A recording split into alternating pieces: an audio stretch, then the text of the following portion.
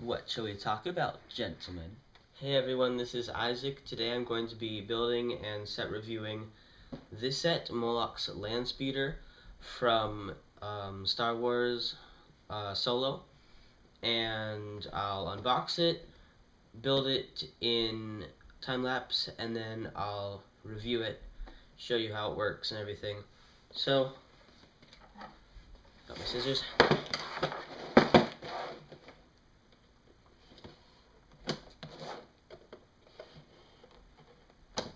The box is actually a lot thicker than I expected it to be. It's actually like 2 inches, 3 inches thick, which hopefully that means the build will be a lot bigger than I expected it to be also.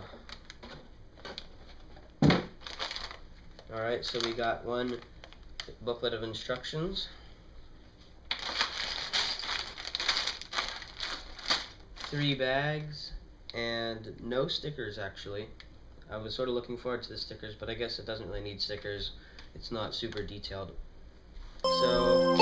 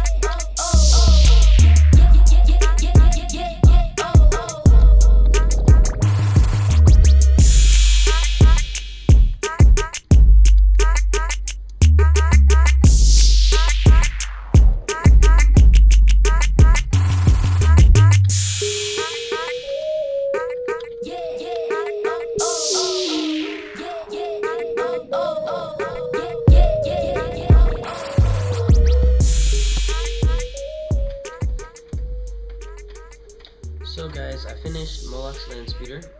Here it is. It's really heavy actually, because it's so like hacked. There's not a lot of hollow spaces inside. So here's Moloch, and this guy, I think his name is Revolt. You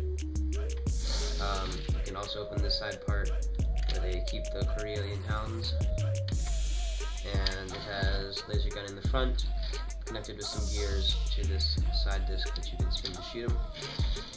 The lights on the back, not the lights, the engines on the back are really awesome, because they use some orange translucent pieces. They look really good. And I've heard some people complaining that it's not supposed to be orange, it's supposed to be blue, but I think orange looks better here anyway, so I'm going to keep it like that. And Moloch can keep his staff thing on the back there. Flip. And then you can open up the back, and there's this Karelian hound feeding station thing, and there's also space on here for the extra bullets for the laser gun. So that fits in there really nicely. And on the bottom, it has some wheels to make it look like it's hovering above the ground, which is really cool. So I'm going to show you up close, and also I'm going to show the minifigures closer up, because usually I don't really talk about the minifigures a whole lot in my set reviews, but I think I'm going to make an exception because the minifigures in this set are really cool. They have some really good printing and some really good pieces, and so I'll show you all of that. So here's Moloch's Landspeeder. It's really sleek because of, well, it's sort of sleek. So it has lots of curved parts, but there's also a lot of studs and greebles to make it look more broken down. It has lights in the front there, and they used these panels on the sides to sort of surround this laser cannon. Makes it look really cool. Technic pieces for the two cockpits, and this air intake on either side. That looks pretty awesome. So lots of people have complained that the studs on here don't look very realistic, but studs on the stud shooters never look realistic, so I'm just going to take the studs off, and that makes it look a lot more like a laser gun. Here's the thing on the side. The Korean hounds are some new pieces that look really cool.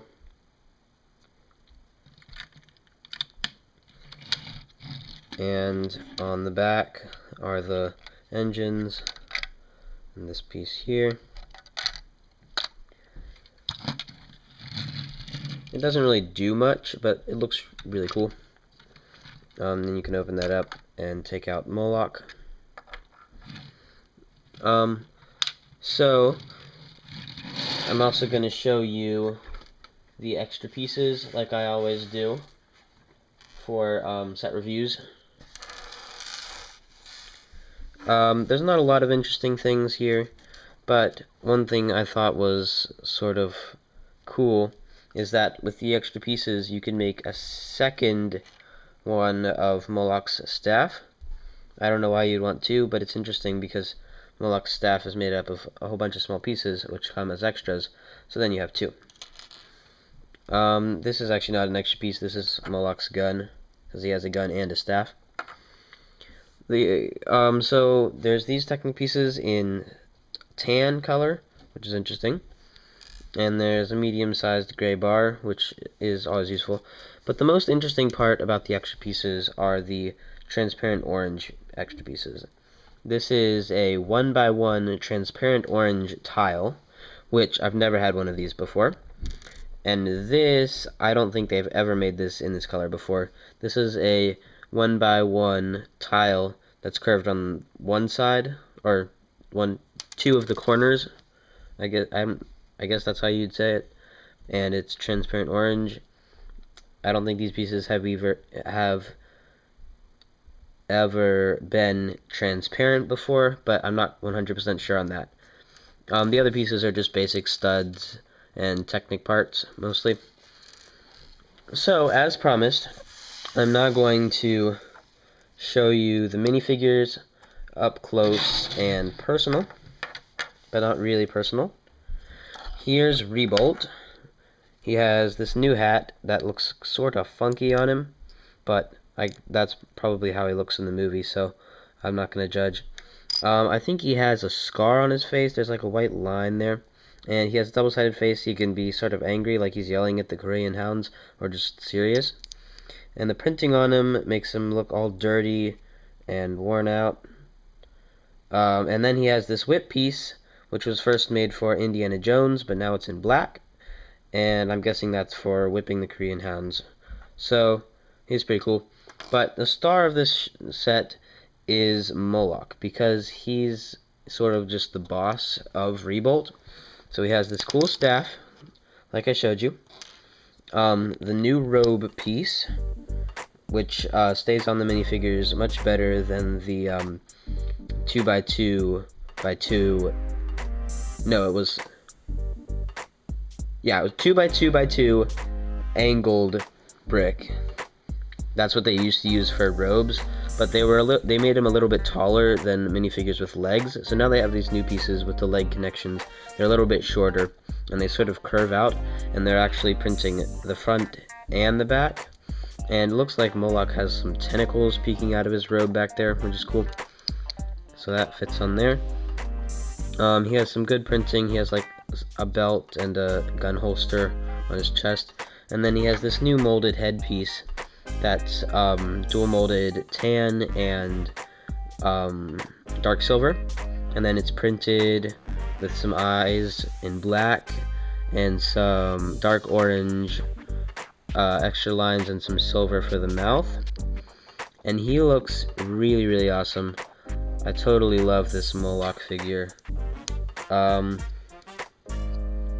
So that is my minifigure showing up close and personal thingy. I need to think of a name for that. I just really like to look at this speeder. It looks awesome. The bottom really doesn't, but it has the wheels so it can